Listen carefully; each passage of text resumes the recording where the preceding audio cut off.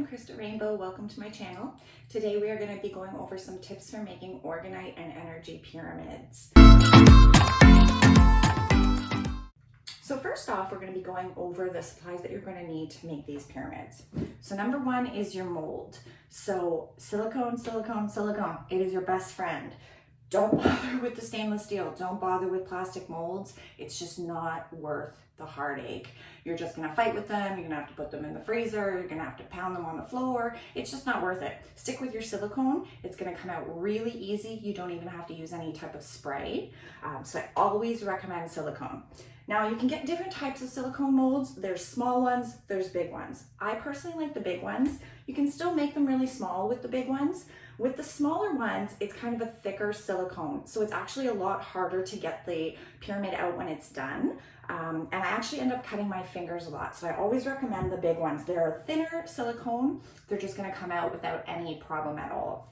So of course you're going to want to use epoxy. So I use a water-based epoxy. It doesn't have that same shrinking effect. I find it a lot easier to work with. Some people say you need the shrinking effect for the Orgonite with the quartz crystal. I find they're just as powerful without that. So the water-based epoxy is nice. It doesn't have a super strong smell. Sometimes I can't even smell it. It's much cleaner. You don't have to wear a mask, and it dries really quickly. Within 24 hours, it's totally solid.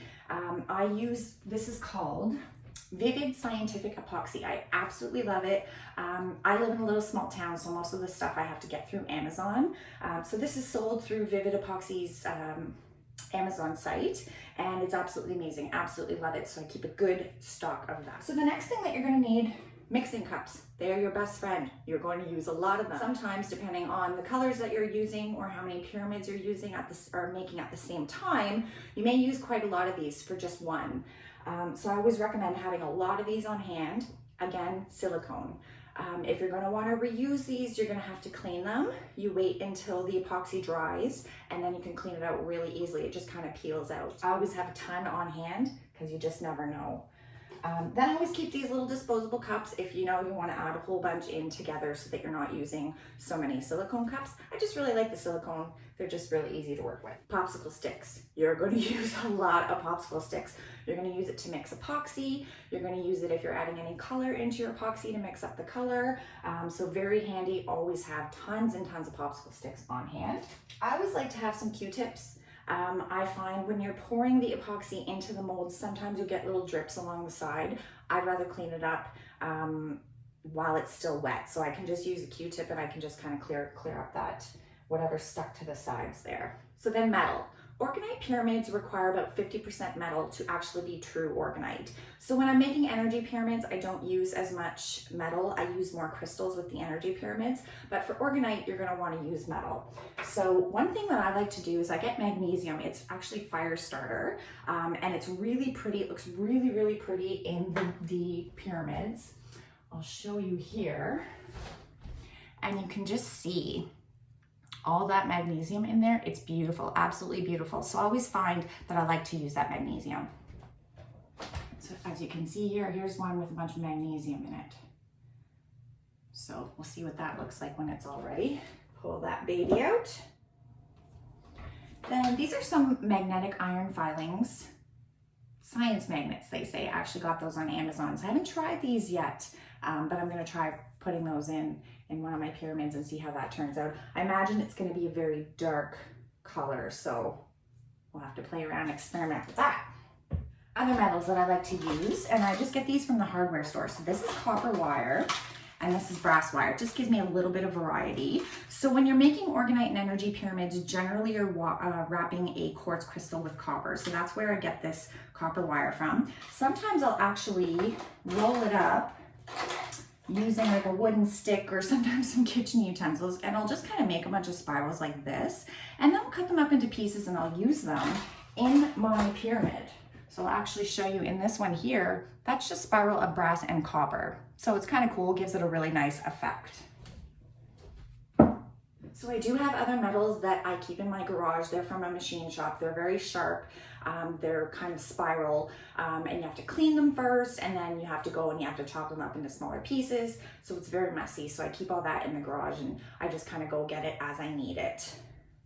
So you're going to want a heat gun. So heat gun is very important for your epoxy. This is going to help you get any air bubbles out of your epoxy. I always find if you warm it up first, it's going to be a lot easier to work with. Otherwise, you're going to have teeny tiny micro bubbles. The micro bubbles are actually very hard to get rid of, even with a heat gun. So I always find that I like to heat up my epoxy first. So you can do this by putting it in just the container into some boiling water. I find it's a more even distribution if you use a little space heater. And I'll usually, depending on what time of year it is, I'll put that on for 20 to 30 minutes to just kind of loosen it up, get rid of those micro bubbles.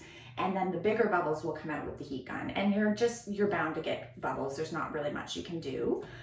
So that's what the heat gun is for. It's a lot safer than using like a flame. And you can just get these for, $20 and they work really, really well. I haven't had any problems with this one so far. So color, I love color. So I want color to be in my pyramids. So I'll use mica powder. As you can see, I have little popsicle sticks in them all already. Just kind of ease of time. And it doesn't take a lot. You just add a teeny bit in, see your color if you want to keep adding in. And those are really beautiful. I just love to use the mica powder. I find it super simple, super easy. Here's a really colorful one. I just love it. So the more you put in, the less transparent it's gonna be. So depending on if you're looking for a transparent look or this kind of look, that will determine on how much color you're gonna add in. Crystals. So I love crystals. I collect mineral specimens. I also have a shop, so I have access to a lot of this stuff. So I always like to keep chunks of crystals around. So I keep these chunks of crystals around and then I kind of just break them up with a hammer, and then I can use the little pieces inside my pyramid. And then I also have,